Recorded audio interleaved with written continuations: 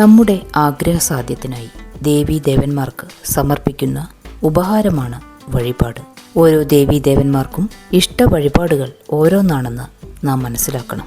വഴിപാടുകളെക്കുറിച്ചും അവയുടെ ഫലങ്ങളെക്കുറിച്ചുമാണ് ഇനി പറയുന്നത്.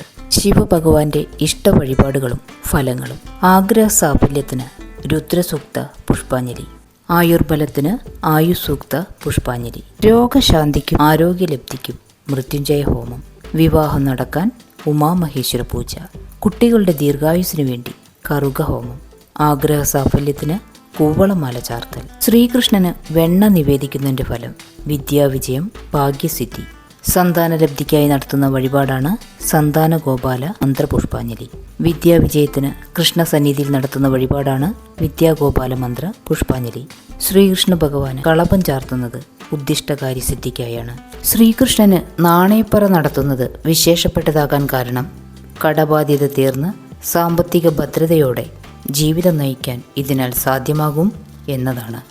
ദേവിക്ക് ത്രിമധുരം നിവേദിക്കുന്നത് ഭാഗ്യം തെളിയാനായിട്ട്. ഭദ്രകാളിക്ക് കടുംപായസം നടത്തിയാലുള്ള ഫലം കാര്യവിജയം. ലക്ഷ്മി നാരായണ പൂജ നടത്തുന്നതിൻ്റെ ഫലം ദാമ്പത്യ ഭദ്രത ഉറപ്പുവരുത്താനാണ്. കാർത്തിക പൊങ്കാല നടത്തുന്നത് കഷ്ടത അകലുവാൻ.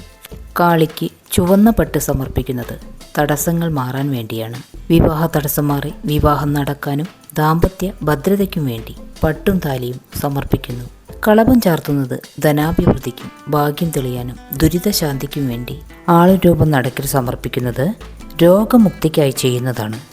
കുടുംബ ഐക്യത്തിനായി ഐക്യമത്യ സൂക്ത പുഷ്പാഞ്ജലി. ദുർഗാദേവിയുടെ ഇഷ്ട വഴിപാടായ ഭഗവതി സേവ നടത്തുന്നത് ഐശ്വര്യത്തിനും ഗൃഹദോഷം അകലാനും സഹായിക്കുന്നു. എള്ളു തിരി കത്തിക്കുന്നതിൻ്റെ ഫലം ശനിദോഷ ശാന്തി. ധനൈശ്വര്യവർദ്ധനവിനു വേണ്ടിയാണ് നെയ്വിളക്ക് കത്തിക്കുന്നത്. ശാസ്താവിന് ഏറ്റവും പ്രിയപ്പെട്ട വഴിപാട് അന്നദാനം. ഹനുമാൻ സ്വാമിക്ക് അവിൽ നിവേദ്യം നടത്തുന്നത് വിഘ്നങ്ങൾ അകലുന്നതിനും അഭീഷ്ടസിദ്ധിക്കും വേണ്ടിയാണ്. ഹനുമാൻ സ്വാമിക്ക് പാലഭിഷേകം നടത്തുന്നതിൻ്റെ ഫലം മനഃശാന്തിയാണ്.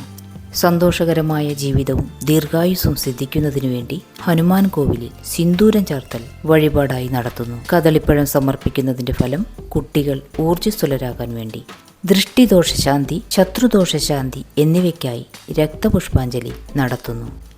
സമ്പത്തും ധാന്യവും സമൃദ്ധമായി ലഭിക്കുന്നതിനും ഐശ്വര്യം വരുന്നതിനുമായാണ് അപ്പം, അട, മോദകം ഇവ കൊണ്ടുള്ള വഴിപാടുകൾ നടത്തുന്നത്.